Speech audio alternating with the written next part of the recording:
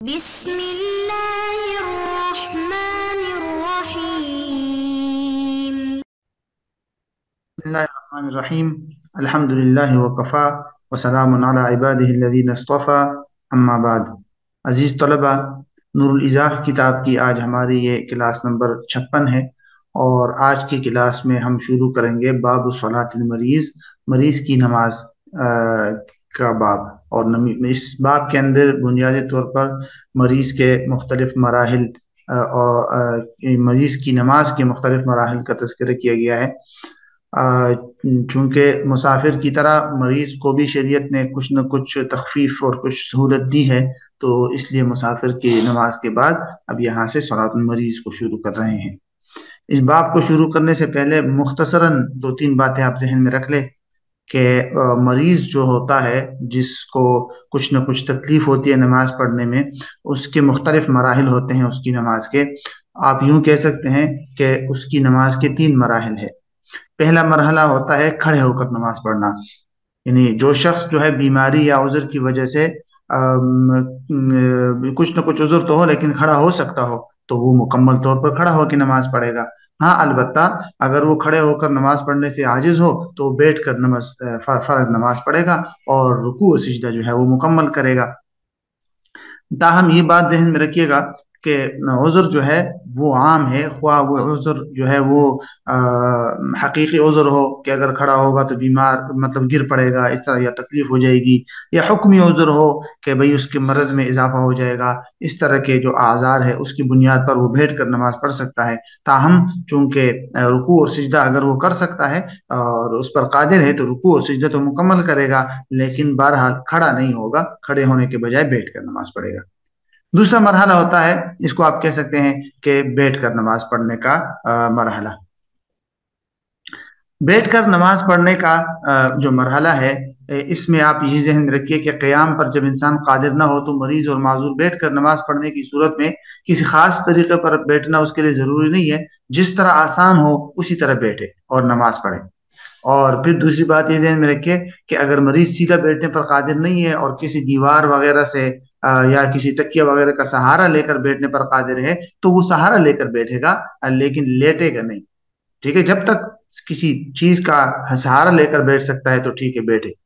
اور تیسری بات یہ ذہن میں رکھیے اس دوسرے مرحلے کے لیے کہ اگر قیام، رکوع اور سجدہ ہر قسم کی چیز سے انسان عاجز ہے، نہ کھڑا ہو سکتا ہے، نہ رکوع کر سکتا ہے، نہ سجدہ کر سکتا ہے، ٹھیک ہے، اور بیٹھ سکتا ہے، تو وہ بیٹھ کر نماز پڑھے گا۔ رکوع اور سجدہ جو ہے وہ اشارے کے ساتھ کرے گا، مطلب سر کا اشارہ کرے گا اور سر کو رکوع کے لیے تھوڑا کم جھکائے گا، سجدے کے لیے تھوڑا زیادہ جھکائے گا، تاکہ رکوع اور سجدے کے اندر فرق ہو جائے، ٹھیک ہے۔ لیکن اگر وہ رکوع اور سجدے پر قادر ہے تو پھر رکوع اور سجدہ اپنی جگہ پہ کرے گا، لیکن رکوع اور سجدے پر بھی قادر نہیں ہے تو وہ پھر سر کے اشارے سے کرے گا۔ جہاں تک تیسرا مرحلہ ہے وہ ہے لیٹ کر نماز پڑھنا۔ اگر کوئی شخص بیٹھنے پر بھی قادر نہیں ہے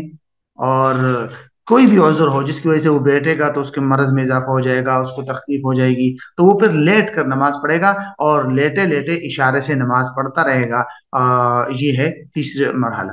لیٹ کر نماز پڑھنے کی صورت میں علماء نے لکھا ہے کہ کمر کے بل لیٹنا زیادہ بہتر ہے، کہ پاؤں جو ہے وہ قبلے کی طرف پھیلائے اور آسمان کی طرف یعنی اس کا منہ ہو اور اس طرح لیٹ جائے، اور اس کے جو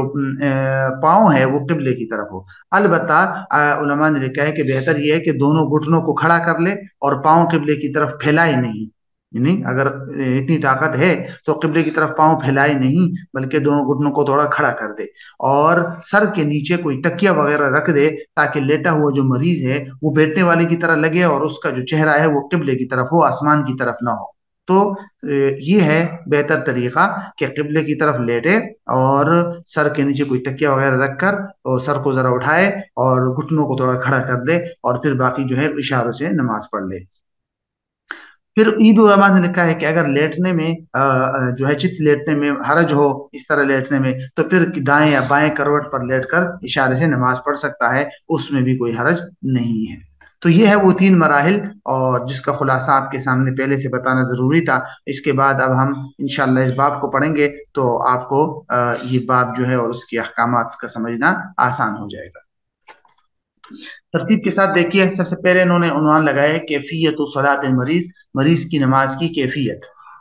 پہلا جو اہم نقطہ ہے وہ یہاں سے یہ بیان کیا گیا ہے کہ ذرا دیکھیے، اذا تعذر علی المریض کل القیام او تعسر بوجود الم شدید او خاف زیادت المرض او ابطأہ بھی، اس کو بعض علماء نے ابطأہ لکھا ہے، او بطأہ، او خاف، یہ خافہ کا مفعول ہو جائے گا، اس طرح ہو جائے گا، او خاف بطأہ بھی، ٹھیک ہے؟ تو ابطأ فعل ماضی ہوگا اور بطأ یہ زیادہ صحیح ہے، او بطأہ بھی یہ اس معنی میں ہو جائے گا۔ ترجمہ اس کا یہ ہے کہ جب مریض کے لیے کھڑا ہونا ناممکن ہو جائے، تعذرہ کے معنی میں آپ کہہ سکتے ہیں ناممکن ہو جائے، او تعسرہ یا مشکل ہو جائے، کس وجہ سے؟ بوجود علم شدید، شدید تکلیف کی وجہ سے، او خواف زیادت المرض، یا مرض کے زیادہ ہونے کا خوف ہو، او بطء بھی، یا مرض کے دیر سے ٹھیک ہونے کا خوف ہو۔ بطء کا مطلب ہوتا ہے دیر کر دینا اور تاخیر کر دینا، تو یا مرض کے زیادہ دیر پا ہونے کا خطرہ۔ تو اس طرح کے خطرے ہونے کی وجہ سے اگر ایک آدمی کھڑے ہونے پر مشکل ہے یا بالکل کھڑا ہونا اس کے لیے ناممکن ہے، تو پھر اس کے لیے کیا حکم ہے؟ ٹھیک ہے، وہی جو پھر پہلے کھڑا ہونا ضروری تھا پہلے مرحلے میں، اس مرحلے میں کھڑا ہونا ضروری نہیں ہوگا کیونکہ وہ مریض ہے۔ تو اب کیا کرے گا؟ صلی قاعدا، بیٹھ کر نماز پڑھے گا، برکوع و سجود، رکوع اور سجدہ کرے گا مکمل، ویقعد کیف یشاء، جیسے ہم نے پہلے بھی پڑھا، جیسے چاہے بیٹھے، کوئی مسئلہ نہیں، جس طرح سہولت ہو، فی الحال صحیح قول یہی ہے۔ وَإِلَّا، اور اگر اس طرح کا کوئی مرض نہیں ہے، یہ پیچھے پڑا کہ قیام پر جو ہے وہ قادر ہے، کر سکتا ہے، تو قام بقدر ما یمکنہ، تو جتنا اس کے لیے ممکن ہے اتنا وہ کھڑے ہو کر نماز پڑھے گا، ٹھیک ہے؟ یہ اور ورنہ کھڑا ہو جائے جس قدر اس کو قدرت ہو۔ خلاصہ تو باقی سمجھ آ گیا آپ کو کہ کوئی عذر ہو، اس کی وجہ سے کھڑا ہونا ناممکن یا مشکل ہو تو بیٹھے گا اور رکوع اور سجدہ جو ہے وہ مکمل کرے گا۔ رکوع اور سجدے کے اندر وہ جو ہے مطلب رکوع اور سجدہ سر کے اشارے سے نہیں کرے گا اگر رکوع اور سجدے پر قادر ہے تو، ہاں رکوع اور سجدے پر قادر نہیں ہے تو پھر وہ سر کے سجدے سے کرے گا، وہ آگے آ رہا ہے، ٹھیک ہے؟ صلی قاعدا رکوع و سجود، رکوع و سجود سے اسی بات کی طرف اشارہ کر دیا۔ وَيَقْعُدُ كَيْفَ يَشَاء، یہ بات بھی بتا دی گئی تھی کہ بھئی جس طرح چاہے بیٹھ سکتا ہے۔ وَإِلَّا سے یہ بات بتائی گئی ہے کہ اگر کوئی شخص قیام پر قدرت رکھتا ہے تو پھر وہ کھڑے ہو کر نماز پڑھے گا، تھوڑی دیر قدرت رکھتا ہے تو جتنا کھڑا ہو سکتا ہے اتنا کھڑا ہوگا، بالکل کھڑا نہیں ہو سکتا تو وہ الگ بات ہے، وہ اس کے لیے پھر بتا دیا کہ پھر وہ بیٹھ کر نماز پڑھے گا، ٹھیک ہے؟ تو یہ تو ہو گیا پہلا نقطہ۔ اب آ جائیے دوسرے نقطے کی طرف۔ وَإِن تَعَذَّرَ الرُّكُوعُ وَالسُّجُودُ صَلَّى قَاعِدًا بِالْإِيمَاءِ وَجَعَلَ إِيمَاءَهُ لِلسُّجُودِ أَخْفَضَ مِنْ إِيمَائِهِ لِلرُّكُوعِ، یہ وہی بات تھی جو میرے پہلے آپ کو بتائی گئی تھی کہ قیام پر قادر نہ ہونے کی صورت میں تو بیٹھے گا، ٹھیک ہے؟ رکوع اور سجدے پر قادر ہے تو رکوع اور سجدہ کرے گا، لیکن یہاں سے یہ بات بتائی گئی ہے کہ بھئی وہ قیام پر بھی قادر نہیں ہے اور رکوع اور سجدے پر بھی قادر نہیں ہے، زمین پر سجدہ نہیں کر سکتا، رکوع صحیح نہیں کر سکتا، تو پھر کہتا ہے کہ وہ رکوع اور سجدہ سر کے اشارے سے کرے گا، اور رکوع کے لیے جو سجدے کے لیے سر ہے وہ زیادہ جھکائے گا رکوع سے، تاکہ دونوں میں فرق ہو جائے۔ یہی کہہ رہے ہیں کہ اگر رکوع اور سجدے متعذر ہو، مشکل ہو، تو وہ بیٹھ کر نماز پڑھے گا اشارے کے ساتھ، بالایماء کا مطلب ہے سر کے اشارے کے ساتھ، وجعل ایماءہ للسجود، اور وہ اپنا اشارہ سجدے کے لیے کرے، اخفض من ایماءہ للرکوع، رکوع کے اشارے سے زیادہ پست رکھے، زیادہ نیچے رکھے۔ اگر اس طرح نہیں کیا، اس نے رکوع اور سجدے کے لیے برابر اشارہ کر دیا یا سجدے کا اشارہ زیادہ کم کر دیا، نیچے نہیں کیا، تو پھر اس کی نماز صحیح نہیں ہوگی۔ فَإِن لَمْ يَخْفِضْهُ عَنْهُ لَا تَصِحُّ، اگر وہ سجدے کا جو اشارہ ہے وہ رکوع کے اشارے سے زیادہ نیچے نہ ہو تو پھر اس کی نماز صحیح نہیں ہوگی۔ اچھا جی، یہاں سے ایک چھوٹا سا نقطہ ہے، بلکہ مختلف نکات ہیں، یہ پہلے ایک یہ والا سمجھے، وَلَا يُرْفَعُ لِوَجْهِهِ شَيْءٌ يَسْجُدُ عَلَيْهِ فَإِنْ فَعَلَ وَخَفَضَ رَأْسَهُ صَحَّ وَإِلَّا لَا، اگر کوئی شخص بیٹھ کر نماز پڑھتا ہے اور سجدہ بھی سر کے اشارے سے کرتا ہے تو کیا وہ کوئی تپائی کوئی چیز اٹھا کر اس پر سجدہ کر سکتا ہے کہ کوئی چیز سر کے پاس لے جائے؟ تو علماء نے رکھا کہ کوئی چیز اٹھائے نہیں، کوئی چیز جو ہے وہ اٹھا کر سر کی جانب نہ لے کے جائے۔ اگر کسی نے ویسے کوئی چیز اٹھائی لیکن سر بھی ساتھ جھکا دیا تو پھر تو ٹھیک ہے، نماز ہو جائے گی، سجدہ ہو جائے گا، لیکن اگر اس نے بالکل سر نہیں جھکایا اور کوئی چیز اٹھا کے اوپر لے جا کر سر کے ساتھ لگا دیا کہ سجدہ ہو جائے گا، اس طرح سجدہ نہیں ہوگا۔ یہیں پر ایک چھوٹا سا اور نقطہ بھی آپ ذہن میں رکھ لیجئے. کچھ لوگ ایسے ہوتے ہیں جو کرسی پر نماز پڑھتے ہیں، تو اس کے لیے ایک بات تو یہ ذہن میں رکھے کہ ہر وہ شخص جو بیٹھ کر نماز پڑھ سکتا ہے وہ کرسی پر بھی نماز پڑھ سکتا ہے. پھر اگر وہ رکوع اور سجدے پر قادر ہے، رکوع اور سجدہ کرے گا، باقی قیام کی جگہ پر وہ بیٹھ کے پڑھے گا کرسی پر. اور جو شخص قیام پر قادر ہو وہ پھر کرسی پر نہیں کر سکتا، جو ہے نماز نہیں پڑھ سکتا. قیام پر قادر ہو کا مطلب یہ کہ اگر رکوع پر بھی قادر، رکوع اور سجدے پر قادر نہیں ہے تو پھر رکوع اور سجدہ بھی جس طرح بیٹھ کر انسان اشارے سے کرتا ہے تو اس طرح کرسی پر بیٹھ کر اشارے سے کر سکتا ہے. البتہ دوسری جو اہم بات یہاں بتانی تھی وہ یہ ہے کہ جب انسان کرسی پر بیٹھ کر نماز پڑھتا ہے تو عمومی طور پر آج کل یہ دیکھا گیا ہے کہ کرسی کے سامنے کوئی تپائی وغیرہ رکھی جاتی ہے اور بنائی جاتی ہے جس کے اوپر لوگ سر رکھ کر سجدہ کرتے ہیں. تو اس کے لیے یہ بات ذہن میں رکھیے گا کہ رکوع کے لیے سر اس سے تھوڑا کم جھکائے گا اور سجدے کے لیے زیادہ سر جھکائے، اور وہ جو سامنے کی تپائی ہے وہ اتنی اوپر نہ ہو کہ جو کرسی کی جو نشست ہے جہاں انسان بیٹھتا ہے اس سے 10-11 انچ تک ہو، لیکن 10-11 انچ سے زیادہ اوپر وہ تپائی نہ بنائی جائے، اتنی زیادہ اوپر نہ بنائی جائے، ورنہ تو پھر نماز درست نہیں ہو. تو بہرحال یہ والی بات ذہن میں رکھ لی. یہاں تک کہتے ہیں وَلَا يُرْفَعُ لِوَجْهِهِ شَيْءٌ يَسْجُدُ عَلَيْهِ کہ کوئی چیز نہیں اٹھائی جائے گی چہرے کے لیے جس پر وہ سجدہ کرے. اگر اس نے اس طرح کیا اور سر کو بھی جھکایا تھا تو صحیح ہے، پھر سجدہ ہو جائے گا. وَإِلَّا لَا لیکن اگر اس نے سر نہیں جھکایا تھا تو پھر اس کا سجدہ نہیں ہوگا. وَإِن تَعَسَّرَ الْقُعُودُ أَوْ مَعَ مُسْتَلْقِيًا أَوْ عَلَى جَنْبِهِ وَالْأَوَّلُ أَوْلَى. یہ وہ تیسرا مرحلہ ہے جو میں نے آپ کو پہلے بھی بتایا تھا کہ مریض کی نماز کا تیسرا مرحلہ یہ ہے کہ اگر بیٹھنا متعذر ہو جائے، مشکل ہو جائے، او مع تو وہ کیا کرے، مستلقین یعنی وہ چت لیٹ کر اشارے سے نماز پڑھے. مستلقین کا طریقہ بتایا تھا آپ کو کہ قبلے کی طرف جو ہے وہ پاؤں پھیلائے اور پھر گھٹنوں کو کھڑا کر دے اور پیچھے سر کے نیچے کوئی تکیہ وغیرہ رکھ دے اور اس سے جو ہے پھر تاکہ اس کا سر اٹھ جائے. او علی جنبہ یا جو ہے وہ پہلو کے بل یعنی دائیں بائیں کروٹ پر لیٹے. والاول اولا لیکن پہلا والا زیادہ بہتر ہے، وہ جو آپ کو بتایا گیا تھا کہ کون سے طریقے کے مطابق جو ہے وہ لیٹ کر نماز پڑھے گا. اب یہاں سے اگر وہ لیٹ کر نماز پڑھتا ہے، لیٹ کر، تو اس کے حوالے سے یہ دو نقطے ہیں، یہ بھی آپ کو پہلے بتائے گئے تھے. نمبر 1 چھی پہ دیکھیے وَيَجْعَلُ تَحْتَ رَأْسِهِ وِسَادَةً اور اپنے سر کے نیچے ایک تکیہ وغیرہ رکھ دے. لِيَصِيرَ وَجْهُهُ إِلَى الْقِبْلَةِ تاکہ اس کا جو چہرہ ہے وہ قبلے کی طرف ہو جائے، آسمان کی طرف نہیں،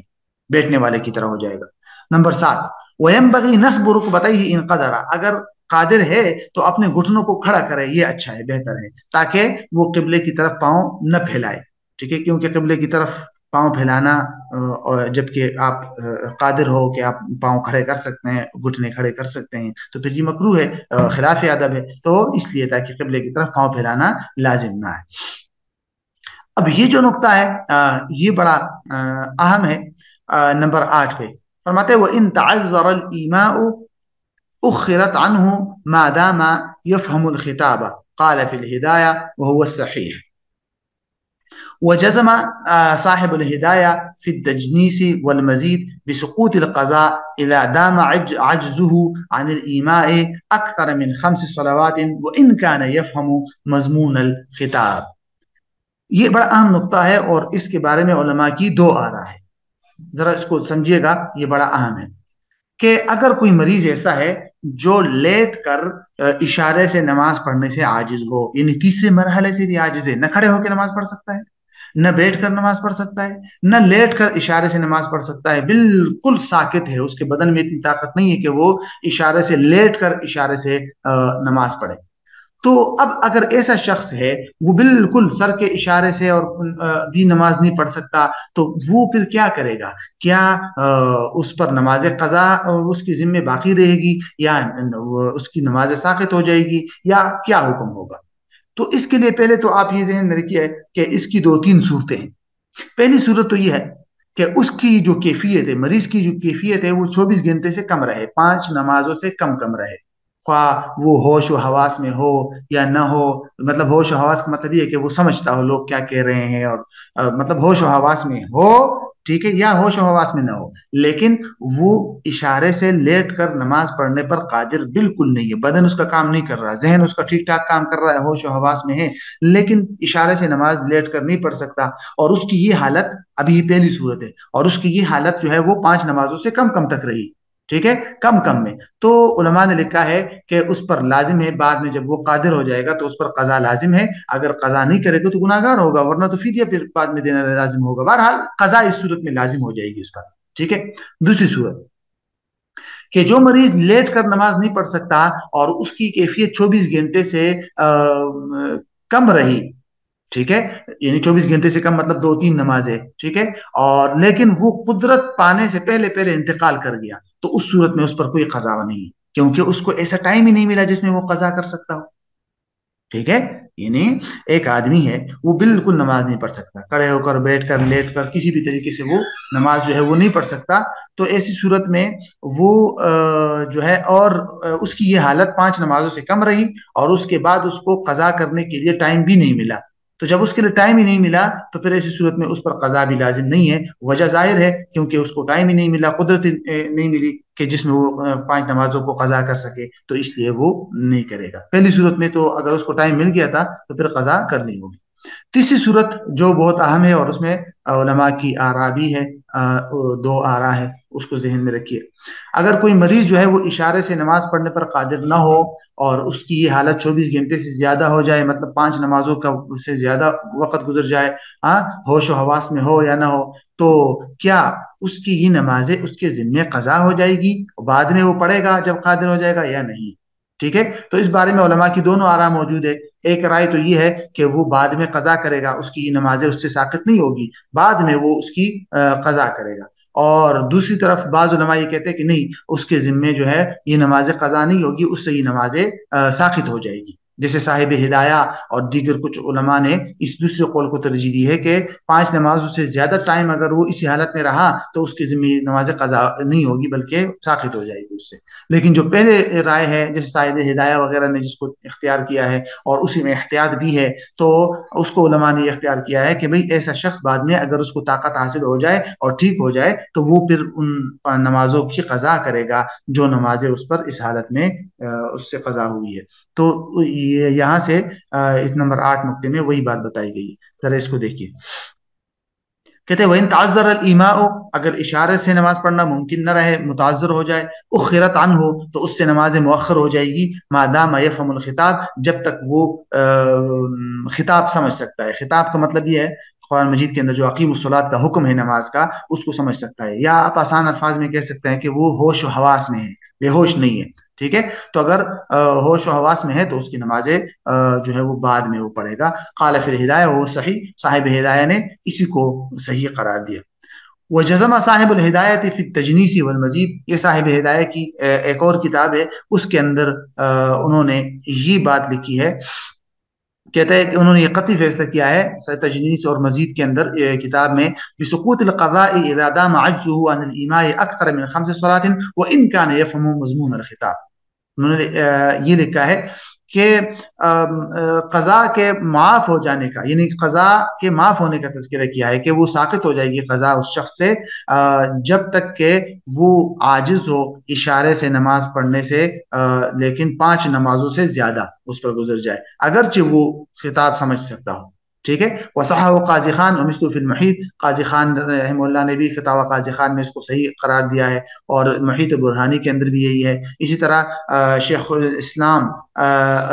الاسلام سے یہاں انہوں نے شیخ الاسلام خواہر زادہ محمد بن حسین البخاری، انہوں نے بھی اسی کو اختیار کیا ہے، اور اسی طرح فخر الاسلام بزدوی رحمہ اللہ، انہوں نے بھی اسی کو اختیار کیا ہے۔ اور قال فی الظہیریہ، فتاوی ظہیریہ، یہ علامہ ظہیر الدین محمد بن احمد البخاری کی مشہور فتاوی ہے حنفیہ کا، وہ فرماتے ہیں ہوا ظاہر الروایہ وعلیہ الفتویٰ، کہ یہی ظاہر روایہ ہے اور اسی پر فتویٰ ہے۔ اس کے علاوہ ان حضرات نے بھی اس کو ترجیح دی ہے کہ بھئی خلاصۃ الفتاوی میں ہے کہ یہی مختار ہے، ینابیع جو کتاب ہے اس میں بھی اس کو صحیح قرار دیا، صاحب علامہ کاسانی نے بدائع الصنائع کے اندر بھی اس کو صحیح قرار دیا، اور علامہ والوالجی رحمہ اللہ نے فتاوی والوالجیہ کے اندر بھی اسی پر جزم کا اظہار کیا ہے۔ تو مطلب یہ کہ ان بہت سارے حضرات نے اس روایت کو ترجیح دی ہے کہ اس سے نمازیں ساقط ہو جائے گی۔ تو یہی رائے، اسی رائے کو اکثر علماء نے راجح قرار دیا ہے کہ اس سے نماز ساقط ہو جائے گی۔ صاحب ہدایہ نے تو کہا ہے کہ وہ بعد میں قضا کرے گا، لیکن چونکہ تجنیز کتاب امام علامہ صاحب ہدایہ کی بعد والی کتاب ہے، تو اس سے معلوم ہوتا ہے کہ انہوں نے بھی اپنے قول سے رجوع کر لیا تھا اور انہوں نے کہا ہے کہ بھئی اس پر قضا نماز نہیں ہوگی۔ نمبر 9 والا یہ پوائنٹ یہ ہے کہ اگر کوئی شخص بالکل سر کے اشارے وغیرہ سے عاجز ہو جائے تو کیا وہ آنکھوں کے اشارے سے یا دل کے اشارے سے نماز پڑھ سکتا ہے؟ کہتے نہیں، ولم یومی بعینیہ، نہ آنکھوں سے اشارہ کر سکتا ہے، نہ دل سے، اور نہ ہی جو ابرو ہے انسان کے، یعنی کہ بھویں، ان سے بھی اشارہ نہیں کر سکتا۔ وَإِنْ قَدَرَ عَلَى الْقِيَامِ وَعَجَزَ عَنِ الرُّكُوعِ وَالسُّجُودِ صَلَّى قَاعِدًا بِالْإِمَامِ۔ یہ بھی بڑا اہم نقطہ یہ ذہن میں رکھیے، ضروری نہیں ہے کہ بیٹھ کر نماز پڑھنا صرف اسی شخص کے لیے درست ہے جو کھڑا نہ ہو سکتا ہو، بلکہ علماء نے لکھا ہے کہ اگر کوئی شخص قیام پر تو قادر ہے لیکن رکوع اور سجدہ نہیں کر سکتا، تو چونکہ رکوع اور سجدہ سے بھی اگر کوئی شخص عاجز ہوتا ہے تو وہ بھی بیٹھ کے نماز پڑھ سکتا ہے۔ یعنی آسان الفاظ میں یہ اصول آپ یوں ذہن میں رکھ سکتے ہیں کہ اگر کوئی شخص قیام پر تو قادر ہے لیکن رکوع اور سجدے پر قادر نہیں ہے، تو رکوع اور سجدے پر قادر نہ ہونے کی وجہ سے اس سے قیام بھی ساقط ہو جاتا ہے، وہ سب کچھ بیٹھ کے کر سکتا ہے۔ یہاں سے یہ بات، وَإِنْ قَدَرَ عَلَى الْقِيَامِ، اگر قیام پر کوئی شخص قادر ہے، وَعَجَزَ عَنِ الرُّكُوعِ وَالسُّجُودِ، رکوع اور سجدے سے عاجز آ جائے تو وہ پھر بیٹھ کے اشارے سے نماز پڑھے گا۔ اور اس کا الٹ ہو تو پھر مطلب قیام پر قادر نہیں ہے اور رکوع اور سجدے پر قادر ہے، وہ بیٹھ کر نماز تو پڑھے گا لیکن رکوع اور سجدے اشارے سے نہیں کرے گا، رکوع اور سجدہ اپنی طریقے کے مطابق ہی کرے گا۔ یہ ذہن میں رکھیے۔ نمبر 11 اور 12، وَإِنْ عَرَضَ لَهُ مَرَضٌ يُتِمُّهَا بِمَا قَدَرَ، اگر کسی کو نماز کے دوران کوئی مطلب مرض پیش آ جائے تو وہ نماز کو مکمل کرے جتنا جیسے وہ قادر ہو، اگرچہ اشارے سے ہو۔ مشہور روایت یہی ہے، نماز توڑے گا نہیں، جتنا مثلا 2 رکعت آپ نے ٹھیک ٹھاک پڑھی اور پھر اس کے بعد کوئی مرض لاحق ہو گیا تو باقی 2 رکعت اشارے سے پڑھے۔ وَلَوْ صَلَّى قَاعِدًا يَرْكَعُ وَيَسْجُدُ فَصَحَّ بَنَا، کہتا ہے کہ اگر کوئی شخص بیٹھ کے نماز پڑھ رہا ہے، مطلب عذر ہے اس کو، رکوع اور سجدہ کر رہا ہے لیکن اسی دوران وہ ٹھیک ہو گیا، اب تو کہتے ہیں بنا، وہ بنا کرے۔ بنا کا مطلب یہ ہے کہ کچھ نماز مرض کی حالت میں پڑھی ہے تو باقی نماز تندرست آدمی کی طرح پڑھے، ٹھیک ٹھاک کھڑا ہو جائے اور